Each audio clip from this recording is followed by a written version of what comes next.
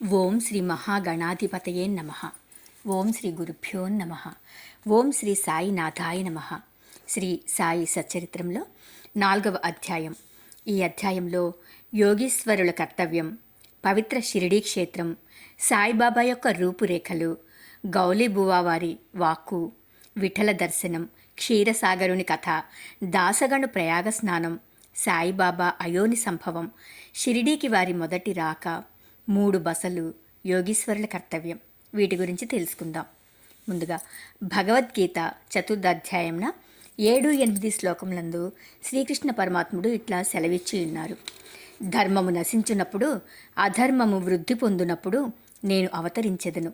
సన్మార్గులను రక్షించుటకు, దుర్మార్గులను శిక్షించుటకు, ధర్మస్థాపన కొరకు యుగ యుగములందు అవతరించెదను. ఇది ఏ భగవంతుని కర్తవ్య కర్మ. భగవంతుని ప్రతినిధులకు యోగులు, సన్యాసులు అవసరము వచ్చినప్పుడెల్లా అవతరించి ఆ కర్తవ్యమును నిర్వర్తించెదరు. ద్విజులగు బ్రాహ్మణ, క్షత్రియ, వైశ్య జాతుల వారు తమ కర్మలను మానునప్పుడు, శూద్రులు పైజాతుల వారి హక్కులను అపహరించునప్పుడు, మత గురువులను గౌరవించగా అవమానించునప్పుడు, ఎవరునూ మత బోధలను లక్ష్యపెట్టనప్పుడు, ప్రతి వాడునూ గొప్ప పండితుడనని అనుకొన్నప్పుడు, జనులు నిషిద్ధాహారములు, మద్యపానములకు అలవాటు పడినప్పుడు, మతము పేరుతో కాని పనులు చేయునప్పుడు, వేర్వేరు మతముల వారు తమలో తాము కలహించునప్పుడు, బ్రాహ్మణులు సంధ్యావందనము మానునప్పుడు, సనాతనులు తమ మతాచారములు పాటించనప్పుడు, ప్రజలు ధనధారా సంతానములే జీవిత పరమార్థముగా భావించి మోక్ష మార్గమును మరచునప్పుడు, యోగీశ్వరులుద్భవించి వారి వాక్కాయ కర్మలచే ప్రజలను సవ్య మార్గమున పెట్టి వ్యవహారములను చక్కదిద్దుదురు. వారు దీపస్తంభముల వలె సహాయపడి మనము నడవవలసిన సన్మార్గమును, సత్ప్రవర్తనమును నిర్దేశించెదరు. ఈ విధముగానే నివృత్తి, జ్ఞానదేవు, ముక్తాబాయి, నామదేవు, జానాబాయి, గోరా, గోణాయి, ఏకనాథుడు, తుకారాం, నరహరి, నర్సీబాయి, సజన్ కసాయి, సాంవతమాలి, రామదాసు మొదలుగా గల యోగులను తదితరులను వేర్వేరు సమయములందు ఉద్భవించి మనకు సవ్యమైన మార్గమును చూపిరి. అట్లే సాయిబాబా కూడా సకాలమందు షిరిడి చేరిరి. పవిత్ర షిరిడి క్షేత్రాన్ని గురించి తెలుసుకుందాం. అహ్మద్నగర్ జిల్లాలోని గోదావరి నది ప్రాంతములు చాలా పుణ్యతమములు. ఏలయన అచట అనేక యోగులు ఉద్భవించిరి, నివసించిరి. అట్టి వారిలో ముఖ్యులు శ్రీ జ్ఞానేశ్వర్ మహారాజ్. షిరిడి గ్రామము అహ్మద్నగర్ జిల్లాలోని కోపర్గాం తాలూకాకు చెందినది. కోపర్గాం వద్ద గోదావరి దాటి షిరిడీకి పోవలెను. నది దాటి 3 కోసులు పోయినచో నీమ్గాం వచ్చును. అచ్చటికి షిరిడీ కనిపించును. కృష్ణా తీరమందు గల గాణగాపురము, నరసింహవాడి, ఔదుంబర్ మొదలుగా గల పుణ్యక్షేత్రముల వలె షిరిడీ కూడా గొప్పగా పేరుగాంచినది. పండరీపురమునకు సమీపమున గల మంగళవేడ యందు భక్తుడగు దామాజీ, సజ్జనగడమందు సమర్థ రామదాసు, నర్సోబాచివాడియందు శ్రీ నరసింహ సరస్వతీ స్వామి వార్లు వర్ధిల్లినట్లే శ్రీ సాయినాథుడు షిరిడీలో వర్ధిల్లి దానిని పవిత్రమొనర్చెను. సాయిబాబా రూపురేఖలు. సాయిబాబా వలననే షిరిడీ ప్రాముఖ్యం వహించినది. సాయిబాబా ఎట్టి వ్యక్తియో పరిశీలింతాము. వారు కష్టతరమైన సంసారమును జయించిన వారు. శాంతియే వారి భూషణము. వారు జ్ఞానమూర్తులు, వైష్ణవ భక్తులకు ఇల్లు వంటివారు, ఉదార స్వభావులు, సారములోని సారాంశము వంటివారు, నశించు వస్తువులందు అభిమానము లేనివారు, ఎల్లప్పుడూ ఆత్మ సాక్షాత్కారమందే మునిగి ఉండేవారు. భూలోకమందు గాని స్వర్గలోకమందు గాని కల వస్తువులయందు అభిమానం లేనివారు.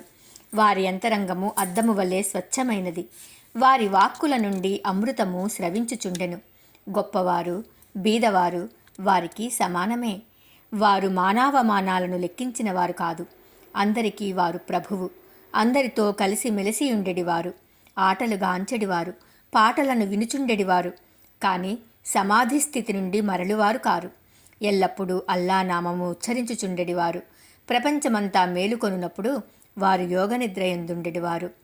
లోకము నిద్రించినప్పుడు వారు మెలకువతో నుండెడివారు.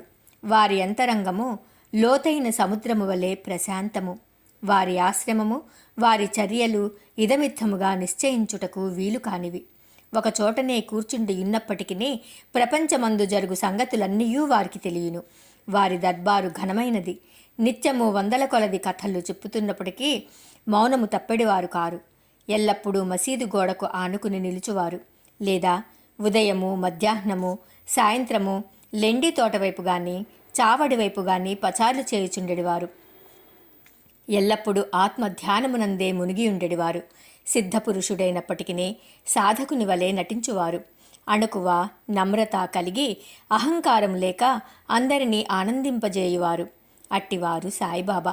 షిరిడీ నేల వారి పాదస్పర్శచే గొప్ప ప్రాముఖ్యము పొందినది. జ్ఞానేశ్వర్ మహారాజ్ ఆళందిని వృద్ధి చేసినట్లు, ఏకనాథుడు పైఠానును వృద్ధి చేసినట్లు శ్రీ సాయిబాబా షిరిడీని వృద్ధి చేసెను. షిరిడీలోని గడ్డి రాళ్ళు పుణ్యం చేసుకున్నవి.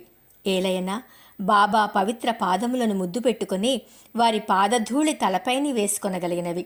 షిరిడీ మా వంటి భక్తులకు పండరీపురము, జగన్నాథము, ద్వారక, కాశీ, రామేశ్వరము, బదరీ కేదార్, నాసిక్, త్రయంబకేశ్వరం, ఉజ్జయిని, మహాబలేశ్వరం, గోకర్ణముల వంటిదైనది. షిరిడీ సాయిబాబా స్పర్శయే మాకు వేద పారాయణ తంత్రము. అది మాకు సంసార బంధముల సన్నగిల చేసి ఆత్మ సాక్షాత్కారమును సులభ సాధ్యము చేయును. శ్రీ సాయి దర్శనమే మాకు యోగ సాధనముగా నుండెను. వారితో సంభాషణ మా పాపములను తొలగించుచుండెను. త్రివేణి ప్రయాగల స్నానఫలము వారి పాదసేవ వలననే కలుగుచుండెడిది. వారి పాదోదకము మా కోరికలను నశింపచేయుచుండెడిది. వారి ఆజ్ఞ మాకు వేదవాకుగా నుండెడిది. వారి ఊదీ ప్రసాదము మమ్ము పావనము చేయుచుండెను. వారు మా పాలిట శ్రీకృష్ణుడుగా, శ్రీరాముడుగా నుండి ఉపశమనము కలుగజేయుచుండిరి. వారు మాకు పరబ్రహ్మస్వరూపమే. వారు ద్వంద్వాతీతులు. నిరుత్సాహం గాని ఉల్లాసము గాని ఎరుగరు. వారు ఎల్లప్పుడూ సచ్చిదానంద స్వరూపములుగా నుండివారు. షిరిడి వారి కేంద్రమైనను వారి లీలలు పంజాబు, కలకత్తా, ఉత్తర హిందూస్థానము, గుజరాతు, దక్కను, కన్నడ దేశములలో చూపుచుండిరి. ఇట్లు వారి కీర్తి దూరదేశములకు వ్యాపించగా భక్తులన్ని దేశముల నుండి షిరిడీ చేరి వారిని దర్శించి వారి ఆశీర్వాదమును పొందుచుండిరి. వారి దర్శన మాత్రముననే భక్తుల మనములు వెంటనే శాంతి వహించుచుండెడివి. పండరీపురమందు విఠల్ రఖుమాయిలను దర్శించినచో భక్తులకు కలిగడి ఆనందము షిరిడీలో దొరుకుచుండెడిది. ఇది అతిశయోక్తి కాదు. ఈ విషయమును గూర్చి భక్తుడొకడు చెప్పినది గమనింపుడు. గౌలీబువా అభిప్రాయం. 95 సంవత్సరములు గల వయసు గల గౌలీబువా అను వృద్ధ భక్తుడు ఒకడు పండరీ యాత్ర ప్రతి సంవత్సరము చేయువాడు. 8 మాసములు పండరీపురమందు, మిగతా 4 మాసములు ఆషాఢము మొదలు కార్తీకము వరకు, అంటే జూలై నవంబర్ వరకు గంగానది ఒడ్డునను ఉండేవాడు. సామాను మోయిటకొక గాడిదను తోడుగానొక శిష్యుని తీసుకుని పోవువాడు. ప్రతి సంవత్సరము పండరీ యాత్ర చేసుకుని షిరిడీ సాయిబాబా దర్శనమునకై వచ్చేవాడు. అతడు బాబాను మిగుల ప్రేమించువాడు. అతడు బాబా వైపు చూచుచూ ఇట్లనడివాడు: వీరు పండరీనాథుని అవతారమే. అనాథల కొరకు, బీదల కొరకు వెలిసిన కారుణ్యమూర్తి. గౌలీబువా విఠోబా దేవుని ముసలి భక్తుడు. పండరీ యాత్ర ఎన్నిసార్లో చేసెను. వీరు సాయిబాబా పండరీనాథుని అవతారమని నిర్ధారణపరిచిరి. విఠలదేవుడు దర్శనమిచ్చుట. సాయిబాబాకు భగవన్నామస్మరణయందును సంకీర్తనమందును మిక్కిలి ప్రీతి. వారెప్పుడు అల్లా మాలిక్ అనగా అల్లాయే యజమాని అనుచుండెడివారు. 7 రాత్రింబగళ్ళు భగవన్నామస్మరణ చేయుచుండెడివారు. దీనిని నామసప్తాహమందురు. బాబా ఒకప్పుడు దాసగను మహారాజును నామసప్తాహం చేయుమనిరి. సప్తాహము మిగిలినాడు విఠల్ దర్శనము కలుగునని వాగ్దానమిచ్చినచో నామ సప్తాహమును సరిపెదనని దాసగణ్ణు జవాబిచ్చెను. బాబా తన గుండెపై చేయి వేసి తప్పనిసరిగా దర్శనమిచ్చును. కానీ భక్తుడు భక్తి ప్రేమలతో నుండవలెను. డాకూర్నాథ్ యొక్క డాకూర్ పట్టణము, విఠల యొక్క పండరీపురము, శ్రీకృష్ణుని ద్వారకా పట్టణము ఇక్కడనే అనగా షిరిడీలోనే ఉన్నవి. ఎవరునూ ద్వారకకు పోవలసిన అవసరము లేదు. విఠలుడు ఇక్కడనే ఉన్నాడు. భక్తుడు భక్తి ప్రేమలతో కీర్తించున్నప్పుడు విఠలుడిక్కడనే అవతరించును అనెను. సప్తాహము ముగిసిన పిమ్మట విఠలుడి క్రింది విధముగా దర్శనమిచ్చెను. స్నానానంతరము కాకాసాహెబ్ దీక్షిత్ ధ్యానంలో మునిగినప్పుడు విఠలుడు వారికి కనిపించెను. కాకా మధ్యాహ్నహారతి కొరకు బాబా యొద్దకు పోగా తేట తెల్లముగా కాకాను బాబా ఇట్లడిగెను. విఠల్పాటిల్ వచ్చినాడా? నీవు వానిని జూచితివా? వాడు మిక్కిలి పారుబోతూ, వానిని దృఢముగా పట్టుకొనుము. ఏమాత్రము అజాగ్రత్తగానున్ననో తప్పించుకొని పారిపోవును. ఇది ఉదయం జరిగెను. మధ్యాహ్నం ఎవడో పటముల నమ్మువాడు 25-30 విఠోబా చిత్రపటములను అమ్మకమునకు తెచ్చెను. ఆ పటము సరిగా కాకాసాహెబ్ ధ్యానంలో చూచిన దృశ్యంతో పోలియుండెను. దీనిని చూచి బాబా మాటలు జ్ఞాపకమునకు తెచ్చుకొని కాకాసాహెబ్ ఆశ్చర్యానందములలో మునిగెను. విఠోబా పటమునొకటి కొని పూజామందిరంలో నుంచుకొనెను. భగవంతరావు క్షీరసాగరుని కథ. విఠల పూజయందు బాబాకెంత ప్రీతియో భగవంతరావు క్షీరసాగుని కథలో విశదీకరింపబడినది. భగవంతరావు తండ్రి విఠోబా భక్తుడు. పండరీపురమునకు నియమముగా యాత్ర చేయుచుండెడివాడు. ఇంటి వద్ద కూడా విఠోబా ప్రతిమ నుంచి దానిని పూజించువాడు. అతడు మరణించిన పిమ్మట వారి కొడుకు పూజను, యాత్రను, శ్రాద్ధమును మానెను. భగవంతరావు షిరిడీ వచ్చినప్పుడు బాబా వాని తండ్రిని జ్ఞప్తికి తెచ్చుకొని, వీని తండ్రి నా స్నేహితుడుగాన వీనినిచ్చటకు ఈడ్చుకుని వచ్చితిని. వీడు నైవేద్యం ఎన్నడూ పెట్టలేదు. కావున నన్నును విఠలుని కూడా ఆకలితో మార్చినాడు. అందుచేత వీనినిక్కడకు తెచ్చితిని. వీడు చేయునది తప్పని బోధించి చివాట్లు పెట్టి తిరిగి పూజ ప్రారంభించినట్లు చేసేదను అనిది. ప్రయాగ క్షేత్రంలో దాసగను స్నానము. గంగానది, యమునా నది కలియుచోటునకు ప్రయాగయని పేరు. ఇందులో స్నానమాచరించిన ప్రతి వానికి గొప్ప పుణ్యము ప్రాప్తించునని హిందువుల నమ్మకం. అందుచేతనే వేల కొలది భక్తులు అప్పుడచ్చటికి పోయి స్నానమాడుదురు.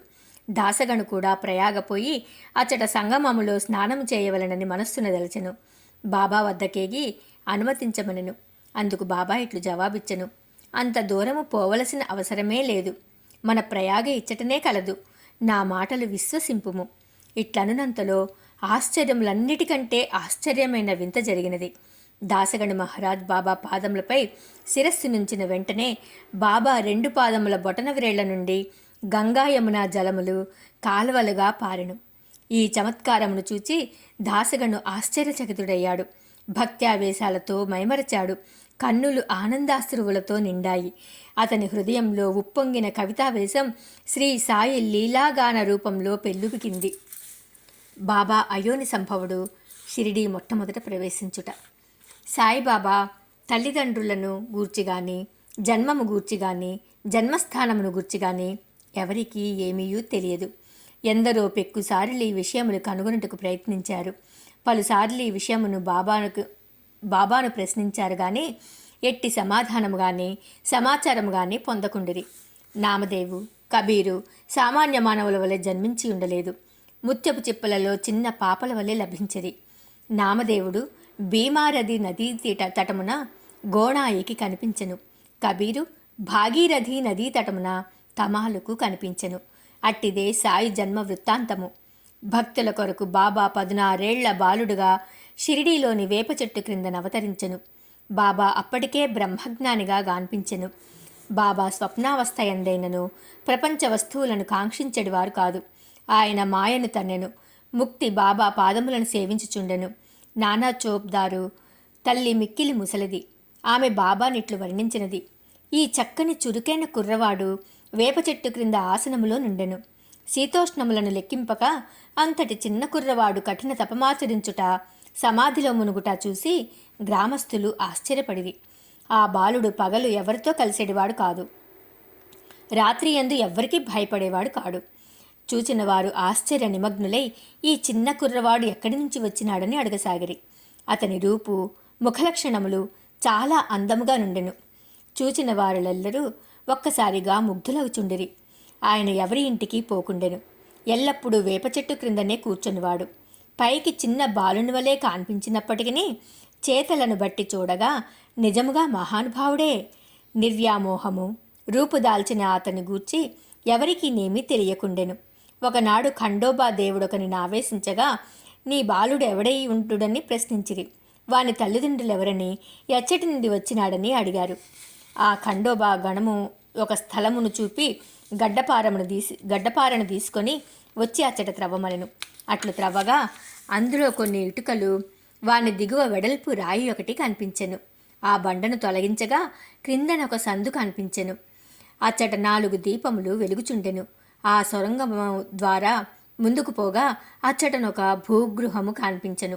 అందులో గోముఖ నిర్మాణములు, కర్ర బల్లలు, జపమాలలు కనిపించెను. ఈ బాలుడచ్చట 12 సంవత్సరములు తపస్సునభ్యసించినని ఖండోబా చెప్పెను.